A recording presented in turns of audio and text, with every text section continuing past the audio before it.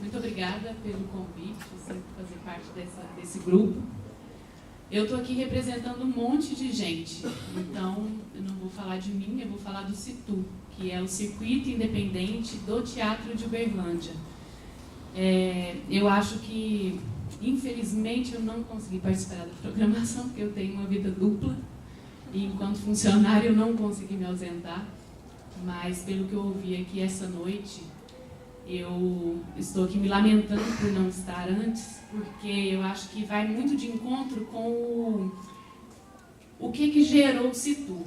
O CITU foi justamente uma conversa num hall de espera de teatro entre pessoas que faz teatro aqui, e a gente começou a conversar e diagnosticamos, digamos assim, que tinham vários espetáculos da cidade de Uberlândia que tinham acabado de estrear, né, de artistas, grupos, enfim, da área de teatro, que tinha um monte de espetáculos. Alô? Oi? E aí a gente falou assim, nossa, olha isso, dá pra gente fazer um festival. Como a gente não sabia, mas dá pra gente fazer um festival. Então éramos 5 na época, Giovana Parra, Rafael Michelichen, eu, a Tamara dos Anjos e o Mário Leonardo. Nós 5, a gente estava conversando, e a gente falou, então vamos chamar a galera e ver se eles topam fazer um mini festival? Vamos. Começamos a falar com as pessoas individualmente, e as pessoas foram aderindo. Quando a gente chamou a primeira reunião, a gente não acreditou no número de espetáculos que existia. Então, primeira coisa, tá, se a gente vai fazer um festival, tem artistas e grupos de teatro que querem, aonde a gente vai fazer isso, com que dinheiro? Então, a gente procurou o Grupo Pontapé, que foi um lugar que abraçou várias dessas estreias que aconteceram basicamente no ano de 2018, mas 2017, 2018, foi um lugar onde nasceram vários dos espetáculos, e aí a gente foi conversar com o Pontapé se poderíamos fazer esse mini festival na sede. E aí o Pontapé nos acolheu, e a gente começou a fazer reuniões. Chegamos a um primeiro montante de 27 espetáculos, e aí a gente viu que não era possível fazer um mini festival. Aí a gente foi aumentando a agenda em diálogo com o pessoal do Pontapé, e aí a gente fechou um total de 24 espetáculos, num total de 21 artistas e grupos daqui da cidade de Uberlândia. São pessoas que são daqui ou pessoas que estão fazendo teatro aqui, que moram aqui há muito tempo, enfim. E aí a gente conseguiu fechar uma programação que começou em maio, vai até dezembro, nos 3 primeiros finais de semana de todo mês. Então, aos sábados e domingos, a gente tem uma programação. E aí, justamente por isso, porque a gente, aqui em Uberlândia, a gente tem muitas poucas oportunidades de poder fazer, por exemplo, dar continuidade a um espetáculo que seja de repertório, né? Geralmente a gente faz uma estreia, e aí consegue fazer uma temporada mínima aí de 2 finais de semana, e aí o espetáculo fica na gaveta, ele fica aguardando a oportunidade de participar, por exemplo, do projeto que a gente tem aqui na cidade, que é o Boca de Cena, ou alguns espetáculos até ocupar o municipal, e participar de festivais fora da cidade. Então, a gente viu que a gente tinha que começar a criar as nossas próprias oportunidades de dar continuidade aos espetáculos de repertório dos grupos, e aí acabou que virou uma coisa tão maravilhosa, que ficou grande, e aí a gente teve que acionar várias áreas de conhecimento que eu não imaginava. Eu sou uma pessoa que, aí dentro do CITU, eu descobri que eu trabalho da porta do teatro para dentro. Eu nunca trabalhei em produção. Então a gente foi pegando a gestão desse grupo, dessa programação continuada, ela é feita pelos próprios artistas que estão envolvidos, e ele se gere. Nós somos um movimento independente, nós não temos financiamentos de nenhuma parte. Então, cada grupo entrou com um financiamento inicial baixo para que o CITU pudesse gerir toda essa movimentação. A gente tem uma forma de gestão, então, que é a gente entra com essa parte de grupos e artistas que estão com espetáculos financeiramente contribuindo com uma parte, e depois a mão de obra. E aí vai de acordo com as suas afinidades e habilidades, né? Então, se a gente pega uma galera do teatro, a gente tem as pessoas que entendem da área de som, as pessoas que entendem da área de luz, as pessoas que entendem da área de cenografia, as pessoas que entendem da área de... Vou deixar aqui. As pessoas que entendem da área de publicidade, ou então de fazer a arte do negócio, de como divulga, as pessoas que conseguem fazer uma comunicação. E juntando esses grupos também, a gente percebeu que a gente tinha que favorecer, de alguma forma, o nosso crescimento enquanto espetáculo, assim, enquanto grupo, né? E aí uma das formas que a gente achou Então, eu vou voltar um pouquinho a fala, só para finalizar já. Uma das formas que a gente achou foi essa gestão, então, ela foi dividida por o que a gente chamou de comissões. Então, a gente tem a comissão do diagnóstico técnico, porque a parceria com o Pontapé, que é esse lugar que nos acolheu, foi feita também com a finalidade da gente fazer melhorias no espaço, mas melhorias que não são só para o Pontapé, mas para quem está lá dentro apresentando. Então, nós, artistas, que estamos usufruindo do espaço, como a gente pode colaborar para dar manutenção, contribuir com esse espaço aqui também. E aí a gente criou esse diagnóstico técnico e tem uma parte do dinheiro que vem da bilheteria, que esse dinheiro, uma parte dele, ele vai para a gente poder dar manutenção no próprio espaço. Então, desde comprar cabo, comprar lâmpadas, enfim, aí vai da demanda ali espacial para que o espetáculo aconteça.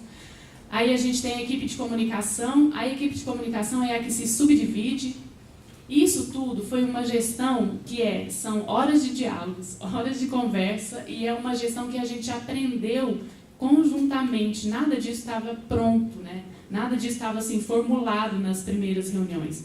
Isso foi acontecendo com encontros que a gente ia fazendo periodicamente. No início, agora a gente está com um encontro mensal para fazer essa distribuição. Aí a equipe de comunicação tem uma subdivisão, eu não participo dessa equipe, mas é uma equipe que é a comunicação, que é a criação de arte, a comunicação que é só nas redes sociais e tudo mais, a comunicação que é jornal, né, comunicação impressa. A gente tem uma outra coordenação, que são os leitores de cena, que aí a gente convidou pessoas para poder fazer o que a gente conhece muito como uma crítica, né? E conseguimos o espaço do jornal aqui, do Diário de Uberlândia, para poder publicar isso. Então, encerrando, eu acho que o Situ ele é um movimento que é meio como a gente sobrevive principalmente a esse estar, né? Como nós estamos agora na nossa forma política e econômica. Então, vou encerrar minha fala aqui, finalizou, e aí a gente vai conversando, eu acho. Bom, gente, meu nome é Thiago, sou produtor cultural aqui também de Uberlândia. Já faço um evento aí que já vai para 11 anos de mercado aqui em Uberlândia, aqui o Katsu, né? É um evento voltado para criança, para adolescente aí, tem muita pessoa mais velha também que está conosco aí no barco, que gosta aí dos nossos temas que são envolvidos aí, temas geeks, nerds, né? O pessoal aí deve conhecer aí. Então, o projeto ele começou em 2008, tá? Ele começou porque no Brasil tinham poucos eventos no cenário.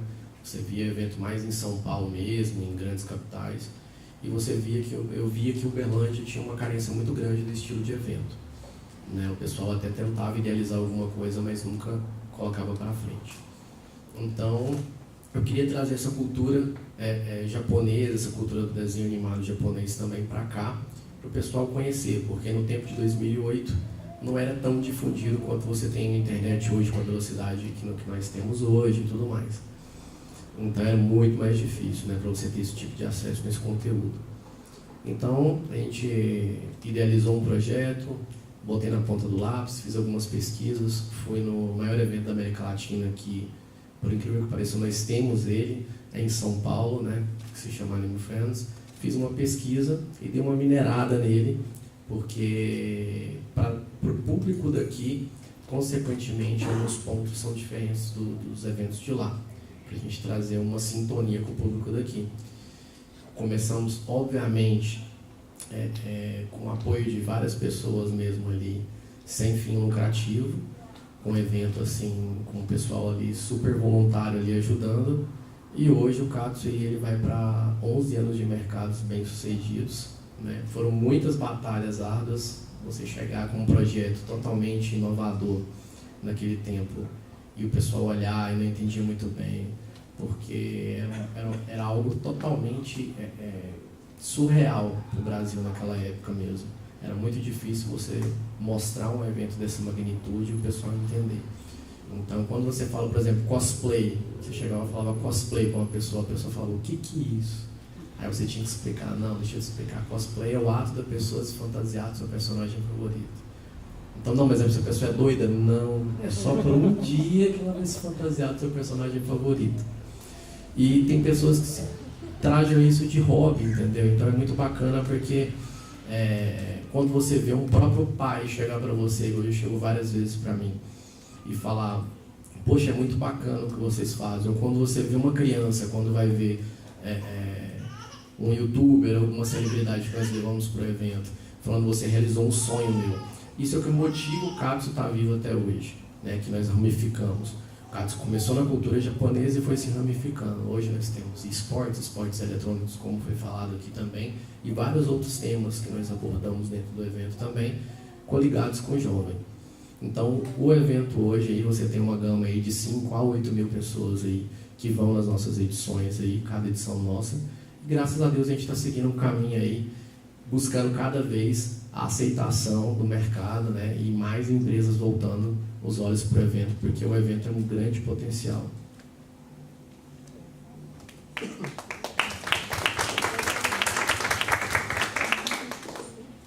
Boa noite.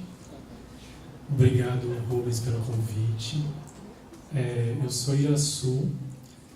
Eu sou um pouco daqui, um pouco forasteiro. Então, eu tenho trabalhos aqui com um grupo de teatro que está se iniciando, está nascendo, atrelado a um trabalho de mestrado da Claudinha. E tenho trabalhos também em São Paulo, mas que tem me permitido um intercâmbio com a cidade também interessante. Enfim, trabalhos na área de educação musical e da temática das culturas indígenas e afro-brasileiras na educação. Que acho que a Kátia até não falou dessa parte, mas o convite do Rubens foi muito ligado a essa temática, né, das culturas indígenas e afro-brasileiras. E que acho que até vou tentar trazer um pouco mais disso, que é um tema muito denso, muito amplo. Se eu tentar falar de educação musical, etc., né, é muita coisa para pouco tempo. Mas, enfim, o envolvimento com essa temática, hoje eu coordeno um curso de pós-graduação com esse tema, que funciona em São Paulo, para o qual esse mês, inclusive, eu vou levar um professor daqui, de Uberlândia, para dar aula, e tem surgido pessoas interessadas como alunos também da região, tem uma escrita de Araguari, enfim, está interessante que esse trabalho tenha me colocado num lugar de trânsito, de interação com a cidade, com São Paulo também. E essa relação com culturas indígenas, afro-brasileiras, vem de uma busca pessoal também, né, da minha própria indianidade, e que se atrelou a carreira acadêmica, né, ao mestrado, que eu fui também fazer junto com povos indígenas, com o povo chavante, e hoje tem essa coordenação e um trabalho recente que me pôs muito em contato, né, e um contato que nem sempre é só harmonioso, em embates e conflitos, com essa lógica empresarial, que é o tema do evento, né, no campo das artes da educação, foi um trabalho como autor de materiais didáticos de ensino fundamental para a editora Moderna, para a BNL, né, 2018. Então, é um trabalho que pode ter abrangência nacional, né, pode chegar aqui no estado de Minas inteiro. E, então, a minha fala, eu quero pontuar algumas coisas que não dá para aprofundar, que a gente pode desenvolver na conversa, mas que seriam sobre a relação que a gente, de modo geral, tem com as chamadas culturas indígenas e afro-brasileiras, né? E pegando assim um foco disso, a construção de modos de pensar, modos de dizer, né? As culturas indígenas e afro-brasileiras, e também as artes e educação.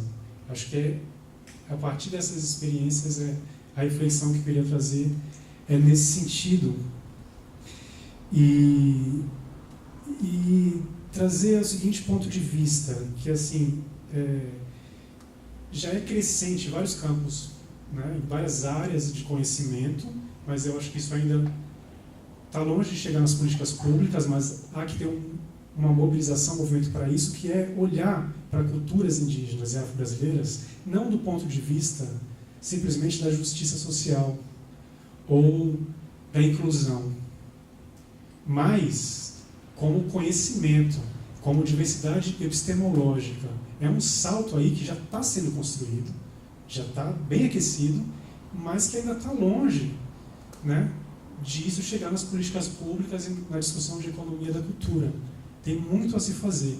E é esse ponto que eu queria destacar. Claro que isso dá uma discussão longa, mas que eu não tenho tempo, né, para isso. Até me avisem se eu estiver me alongando, porque a tentação de falar sobre isso é grande. Mas, assim, é reconhecer que esses indivíduos e essas culturas indígenas, afro-brasileiras, são produtoras de conhecimentos singulares, de conhecimentos específicos, que não estão nas universidades ocidentalizadas, onde é um pensamento hegemônico, branco, eurocêntrico, e a gente sabe o que é essa construção, que é histórica, né? As universidades não dão conta disso, dessa diversidade cultural, né? Então, o que eu estava falando, de um processo de construção de modos de pensar e dizer, culturas indígenas e afro-brasileiras, isso, pensando em Brasil, há 500 e poucos anos, né? Isso é muito bem feito. A geração de preconceitos, de uma inferiorização cultural. E esse tipo de construção, ele é definidor do que chega nas políticas públicas também, das discussões que a gente faz. Então, até pontuando, eu sonho que um dia eventos como esse, isso não é uma utopia tão longe, a gente possa ter líderes indígenas, mestres da cultura popular, líderes quilombolas, discutindo economia da cultura. Qual é o ponto de vista dessas pessoas? Isso não é uma crítica à organização, mas é uma problematização para a gente pensar, inclusive porque esses são pessoas, são os grandes especialistas da resistência que a gente precisa hoje. São grandes aliados que não estão sendo olhados da área da cultura. A gente precisa ampliar essas coletividades. E não por uma questão de inclusão, mas pelo reconhecimento que essas pessoas têm muito a dizer, a ensinar, e têm demandas específicas, né? Então, isso é uma questão que eu queria trazer, que a gente pode dar continuidade. Eu tenho ainda 5 minutos, 3, 2, 2. Então, eu posso dar exemplos disso, se o debate ressoar nessa temática, do que é, né, abordar essas culturas como referência de aprendizagem, como referencial filosófico, como, entende? Não é só do ponto de vista do exótico, mas pensando em mercado, tem um poder, né, um valor simbólico, usando um termo que o professor Bernardo trouxe, que é fantástico, mas é mais do que isso, né? Não dá a possibilidade desses povos, dessas culturas se alavancarem, terem visibilidade, é uma perda cultural gigantesca para o país. Então, e se a gente levar a fundo, levar a sério o que esses povos têm a dizer, como eles pensam o mundo, a vida, a gente vai ter que fazer uma revisão da própria noção de cultura e de economia. E a gente vai ter força para se contrapor a um discurso dominante que está sendo construído, e aí eu entro agora no outro tema que eu queria aproveitar esses 2 minutos que eu tenho, que existe um discurso, né, que é empresarial, que ele está sendo colocado como um discurso oficial, que ele está na BNCC, que é a base nacional, Eu vou acabar, só para eu não acabar assim, para não ser uma placa de fim, eu vou ter que acabar. Mas, enfim, existe um discurso que está sendo colocado como oficial e que ele vem, né, com uma lógica muito mais empresarial e que ele não é um problema, por isso a gente tem que aprender e conhecê-lo, e acho que esse é fantástico evento para a gente ter esse corpo a corpo, para a gente conhecer, mas imagino eu aqui, artistas, educadores que ouviram vários dos palestrantes, tem vários momentos que as pessoas mais, de fato, da gestão empresarial falam que a gente vê o quanto é frágil quando toca na questão de arte e de educação. É frágil porque não tem a experiência, não sabe o que é, de fato, o trabalho que a gente sabe que é. E que a gente não se sente tão representado. Então tem tensões aí, tem diálogo para ser feito, né? Tem um jogo. Então o que fazer com esse discurso? Né? E é nesse lugar que eu queria só chamar a gente para pensar, eu posso falar mais sobre depois, para não passar muito tempo, mas que é da gente não perder o ponto de vista que nós somos protagonistas e que nós temos que gerar esse discurso junto, problematizá-lo. Não é uma guerra de discursos, mas é interferir, é contagiar, é ampliar o que está sendo dado, porque no mercado editorial que eu conheci, essa cartilha da BNCC virou uma gaiola para as editoras. É assim, se adapte a isso ou você não é aprovado. E é quase uma censura o que eu vi acontecer. Então, era um embate constante, mas a gente encontra os caminhos. Né? Nós, artistas, somos especialistas em fazer isso há muito tempo. Né? A gente vai driblando o que está dado e vai encontrando. Mas como fazer isso? Essa é uma pergunta a mais que eu queria colocar, que eu teria mais questões para colocar desse como, mas a gente desenvolvendo para não tomar muito tempo. Obrigado.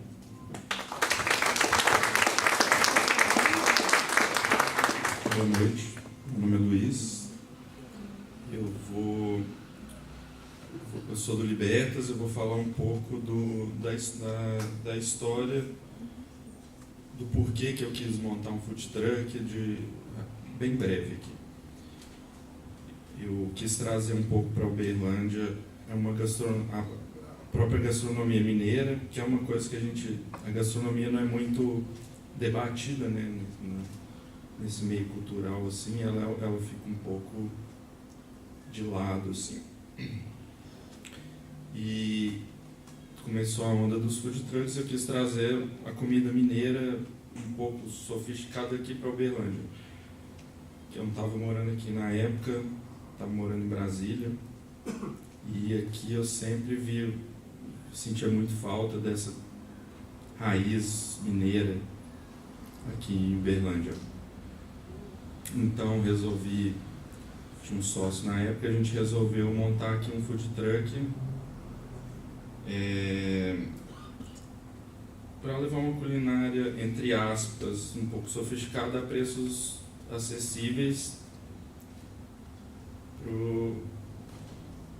porque o pessoal aqui em Uberlândia parece que não tem muito uma raiz assim, que é meio Goiás, é meio São Paulo, fica no meio do caminho, então a gente resolveu, foi muito difícil trazer aqui Hora Pronobis, pastel de angu e essas coisas assim. E começando com o food truck e para chamar a atenção do food truck nós fizemos muitos eventos aqui também nas praças, a gente queria devolver a vida. As praças estavam bem esquecidas e fizemos muitos eventos para isso, para chamar a atenção tanto da gastronomia quanto das praças. Fizemos na raça mesmo, assim, não tinha tanto apoio da prefeitura e tudo, a gente foi meter uma cara, fizemos o Miau, que é a música instrumental alternativa de Uberlândia, uma noite da cerveja maluca, jazz na praça, samba do trabalhador, e o que vinha dando na nossa cabeça a gente ia fazendo e cuidando das praças, revitalizando. E cerveja maluca era os produtores pequenos de cerveja que tinha aqui, juntamos com músicos locais e colocava tudo na rua, era bem maluco. Aí depois com o tempo eu resolvi, agora depois foi dando uma baixada também, no food truck, eu resolvi abrir agora o Libertas Vender Bar, que que a gente já tem quase 3 meses e a gente está tentando desconstruir essa gastronomia para construir um outro tipo de culinária. A gente é muito artesanal. Assim, minha meta era trabalhar com produtos locais. Assim, hoje eu trabalho com cervejas artesanais só da região e os queijos da região, Baru, castanha de Baru, que é muito pouco explorado aqui em Berlândia, aqui é do Cerrado e pouca gente conhece. E resumindo, assim, é isso mesmo.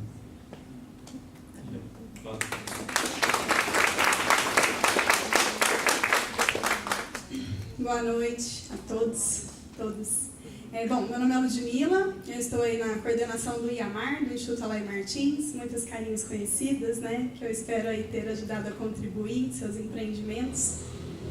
Quando você conversou comigo, o Rubens é uma das pessoas que, desde que eu estou aí, né, à frente de um grande desafio e responsabilidade, né, que é selecionar projetos, né, escolher os projetos que serão patrocinados.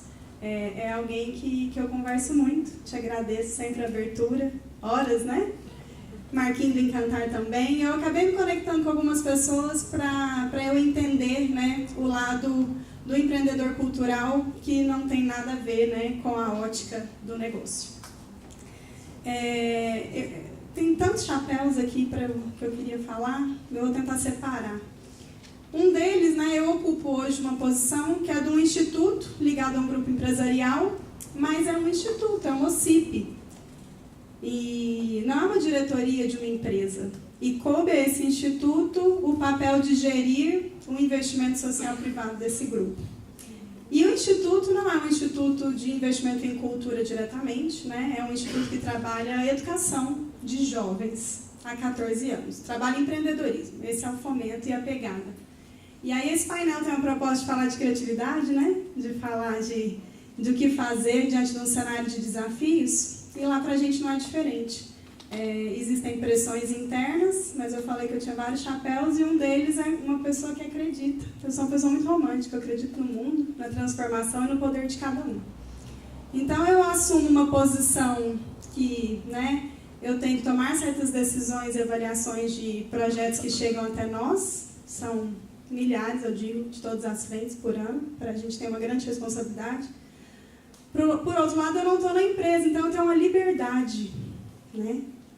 E aí vem uma questão muito bacana de isso estar dentro de um instituto, né? Não está no marketing, está dentro do instituto que trabalha educação. Quando eu olhei, né, há 5 anos atrás para essa oportunidade, também me veio, né, a necessidade de aprofundar e conhecer muito, porque vem, né, com essa responsabilidade, tá bom. É um investimento social privado, olha a palavra bonita, né? Mas o sentido dele é qual? É público, não é? O sentido desse investimento social é público. Ele é privado, mas ele tem um sentido 100% público. Ele vem de dedução, ele vem de renúncia, né? No caso da educação, tem um investimento que é direto. E aí, com isso, a gente se depara com uma situação de tomar algumas decisões e começar a tentar abrir certos diálogos, né? Você falou muito bem a palavra conexões. O que eu tenho sentido com os anos tem melhorado, mas é que às vezes a gente tem muito milindre em trave para dialogar. E eu tenho, né, com o tempo, tentado quebrar isso. Dentro da empresa, eu acho que fui feliz em conquistar a liberdade do Instituto poder colocar o peso naquilo que tem mais sentido público. Isso foi uma vitória, né? Aí quando a gente vem para a comunidade que consome cultura, né, para os empreendedores culturais, de repente a gente encontrou um cenário que era achar como conectar, como ter esse diálogo sem parecer que a gente estava, né, é sempre assim, meio milindre, né? Não, mas por que você está perguntando isso? Por quê? Né? Porque o que eu cheguei lá era assim, tinham N projetos patrocinados e uma distância tão grande dos seres humanos que compõem essa organização destes projetos e de quem era patrocinado de nós. E da comunidade, então, enfim. Então, essa conexão foi um papel criativo. E foi não. acho que é diário. Eu tenho tentado quebrar essas barreiras e tentado aproximar muito, porque eu acredito que a conexão é uma das respostas. Quando você perguntou lá, entraves e potencialidades, eu acho que ela é ambos, né? A falta de, né? E a conexão genuína e real, né? É o que desbloqueia tudo aí para a criatividade, para tudo funcionar. Então, assim, em termos práticos, né? Há alguns anos, os projetos que a gente patrocina, né? Aproveitando aqui a secretária, dentro do Programa Municipal de Incentivo à Cultura, o que eu percebi é que eram projetos que não se conversavam nunca, né? Isolados. Patrocinados por uma empresa ou duas, no nosso caso lá vários CNPJs, né? Tem lá uma cesta de CNPJs, mas projetos que não se conversavam e que até, eu acho que uns 5, 6 anos atrás, eles eram meio tendenciosos para uma mesma área. São tantas áreas, né, dessa economia, muito para a música, né? Então, quem está aí mais tempo na cidade vai lembrar onde estava a marca nessa época, não é? E aí o primeiro cuidado foi conexão, foi um olhar humano dos humanos que estão ali naquela organização, né, sensíveis. Então, a gente, nos últimos anos, tem um compromisso de tentar fazer pelo menos um projeto de cada área, né? E eu acho que a gente tem conseguido cumprir aí esse desafio. E aí, depois que você seleciona um projeto de cada área, a gente começou a reunir lá dentro do IAMAR esses empreendedores culturais. Porque, olha só, o mais difícil, vamos dizer assim, né? Que era complicado, tá bom. Não é muito dinheiro, mas tem lá um patrocínio. Agora, conversando, quanta coisa você não pode conseguir a mais, que são receitas de gratuidade, às vezes, entre os projetos, né? Conexão, intercâmbio. Então, a gente começa anualmente, e aí é uma missão minha, a promover a abertura para que todos esses projetos que estão lá patrocinados por uma mesma marca conversem, entendam que eles podem e devem, na minha opinião, fazemos pouco, né? Se conectar e tentar, né, influenciar um ao outro, aprender um com o outro, né? Então, esse eu acho que é um ponto muito importante que eu peguei o gancho da sua fala, que é a palavra conexão nessa onda toda da criatividade. E aí, o outro lado que eu queria comentar é aquilo que eu falei do sentido público, né, do nosso investimento. Então, é um instituto que trabalha educação para o empreendedorismo com jovens e que tem um chapéu lá de também fazer a gestão dos recursos, né, de renúncia fiscal desse grupo.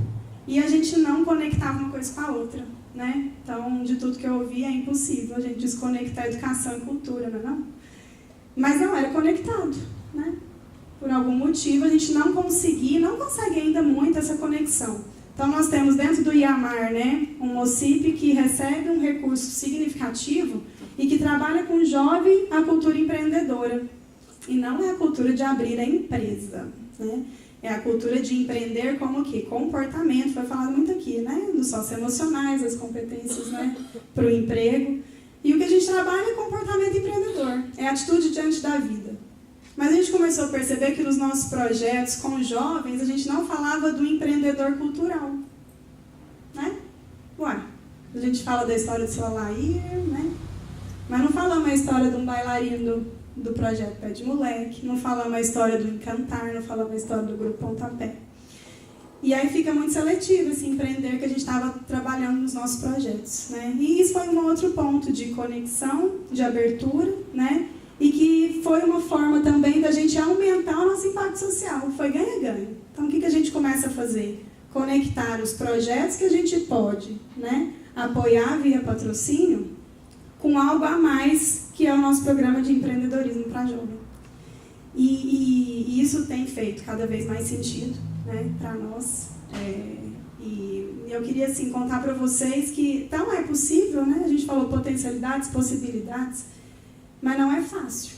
Depende de desprendimento de ambas as partes, eu acho que para o diálogo. A gente vem de uma cultura que demoniza muito assim, quando o patrocinador me chama para conversar, né, e agora? Só que tem que ser um passo antes, talvez, do projeto, né? A gente conseguir fazer junto e não fazer para. Porque tem aquela coisa, faz para mim um projeto, né? Tem empresa que faz isso. Desenha aqui para mim nesse sentido para você depois aprovar e vir aqui. Enfim, aí não vai funcionar tudo isso que eu falei, se for assim. Mas o que a gente conseguiu fazer, eu queria contar para vocês aqui publicamente, né? Ontem eu conversei com o Marco Aurélio Querubim, aí quem conheceu o trabalho do Encantar há só, né, mais de 2 décadas na região. A gente tem um trabalho longo e uma parceria, uma admiração mútua. Nós conseguimos co-criar entre um instituto, um grupo, né, cultural, sem ser aquele do faz para mim um projeto, que é diferente. Então, o que a gente fez foi, estou finalizando, foi criar um projeto em parceria genuinamente. Então, eu queria deixar aqui uma fala para dizer que é sim possível, mas que é sim preciso abertura, é sim preciso olho no olho, né? Para a gente poder desmistificar algumas barreiras aí que se esquecem que tem os humanos, né? Do lado de lá, entendendo e olhando para todos. Então, hoje a gente tem um projeto começando na região de Araguari, que vai trabalhar com música, que é a Praia do Encantar, artística, né, cultural, mas que vai levar as virtudes empreendedoras de um programa educacional para todos os jovens que lá estão, porque também é uma demanda do grupo, desse empreendedor cultural, formar jovens para depois conduzir esse projeto lá na frente, na hora que ele não estiver mais aqui entre nós, né? Então, a gente começa a conseguir conectar de uma forma que a gente até então não achava ser possível. Mas demoraram 3 anos para isso acontecer. Então, assim, em 3 anos, muita gente desiste, né? Então, não preciso contar nada da secretaria, né? Estadual e tudo que aconteceu. Mas a gente demorou muito tempo para conseguir fazer. E esse é o primeiro ano que a gente começa a colher frutos, experimentar um projeto que une educação, cultura, investimento social privado, renúncia fiscal, numa coisa só. Né? Queria deixar aqui que, para mim, a palavra dessa criatividade e do futuro é conexão, é abertura e é acreditar que cada um ensina o seu poder, né? Transformador. É isso.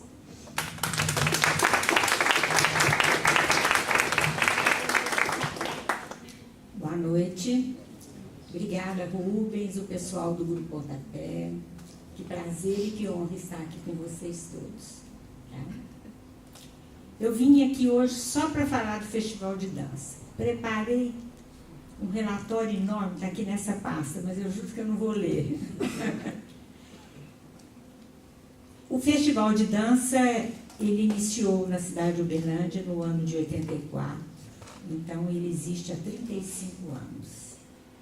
Nesses 35 anos, ele nasceu de um pedido da comunidade. Tem ali a Cida, que foi uma servidora exímia de carreira e que acho que participou de todos esses festivais. Não é que ela é velha, não, ela entrou muito cedo. Um bebê.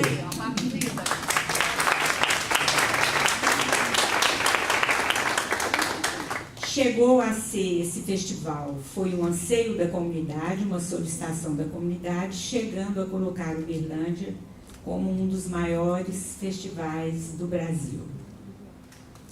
Nesses 35 anos, esse festival foi sendo transformado.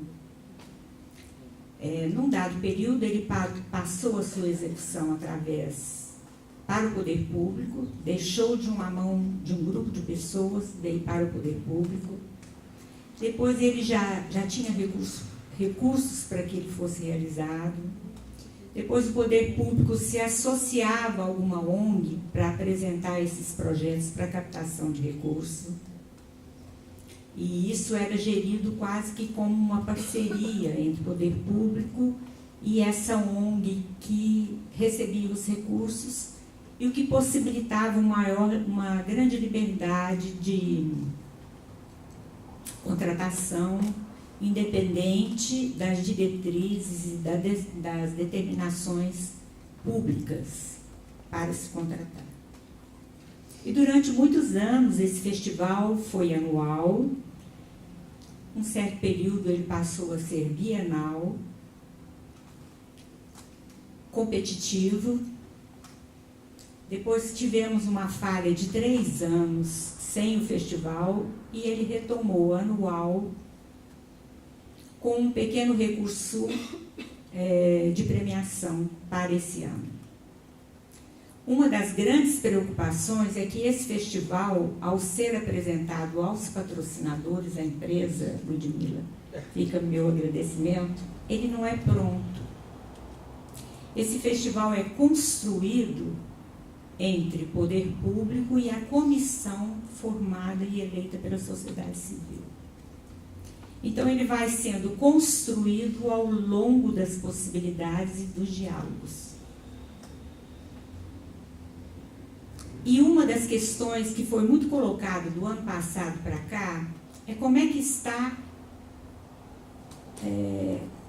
até quando o festival é uma vitrine, até quando ele está contribuindo na formação, qual o verdadeiro papel do festival dentro da sociedade que ele está inserido. Esse ano, o formato final já está concluído. O festival acontece no mês de outubro e já existem algumas ações. Vão acontecer não só o festival de palco, nos dias determinados, mas durante 5 finais de semana anterior ao festival, nós estaremos em pontos distintos da cidade com palcos livres. E a partir do mês de julho, serão ofertadas oficinas de continuidade para a comunidade até o mês de dezembro. Então, será trabalhado um pouco a formação dentro dos diversos estilos, em pontos bem distantes da cidade, porque infelizmente Uberlândia tem o seu equipamento cultural muito no centro da cidade, nem sempre, quase nunca é aqui no centro que há essa necessidade. Então, o festival, a previsão deste ano é estarmos trabalhando diariamente com 80 pessoas, 80 servidores, diariamente. As inscrições já estão abertas, com a expectativa de recebermos na cidade 600 bailarinos. Uma das coisas que está nos surpreendendo é a quantidade de inscrição que estamos recebendo de outras cidades. Toda a Secretaria de Cultura, ela é movida por paixão. Todos os servidores da Secretaria são apaixonados por aquilo que fazem. E quando a gente fala em festival, a energia de toda a Secretaria muda. Aqueles servidores que não são convidados de outros espaços para trabalhar, ficam magoados, por que eu fui excluído? E há uma energia extremamente contagiante. A função do festival me incomoda um pouco, enquanto pessoa, enquanto gestora. Reclamo muito da falta de união da classe. Quando você reclama da comunicação entre os projetos, isso existe também entre indivíduos. Existe um interesse muito grande em que se permaneça esse festival vitrine. Mas, enquanto gestora, é muito preocupante não se trabalhar a nível de formação. O festival é lindo, é maravilhoso, é cheio de luzes e holofotes. Mas o que fica? E Uberlândia tem uma característica muito forte. O ano passado,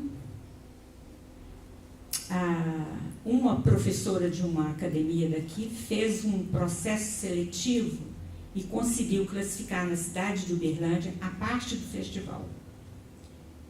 Conseguiu classificar em Uberlândia 25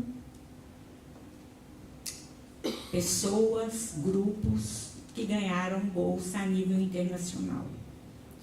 8 deles são da cidade de Uberlândia. Que conseguiram ganhar bolsas, concurso, formação em 5 línguas. Então, Uberlândia tem grande potencial criativo. E falar em criatividade, Rubens, a Secretaria de Cultura tem que trabalhar 25 5 horas por dia com criatividade. Cada dia é diferente do outro. Cada vez que você tenta fazer um tipo de ação, e aí eu vou na sua fala. Quando você disse que a gente tem que descobrir caminhos, e é assim que a Secretaria de Cultura tem trabalhado, é na descoberta de caminhos. Essa angústia que percorre todos vocês, ela é nossa também. E tão grande que a gente também é gestor. E a expectativa em cima de um gestor público, de uma área como a cultura, é imensa. Porque todos vocês que chegam na secretaria, vocês sonharam. E o que vocês veem? Vocês esperam que a gente entenda um pouco do sonho para que vocês possam realizá-lo. E nem sempre isso é possível, ou quase nunca é possível. Então, o projeto Festival de Dança, ele não é consolidado, ele é construído de acordo com a criatividade para se contornar os problemas e com as possibilidades, sejam elas físicas, de recursos e o tanto de paixão e de amor que é envolvido. Também tem que ser contornado. Acho que é isso que eu tenho para falar.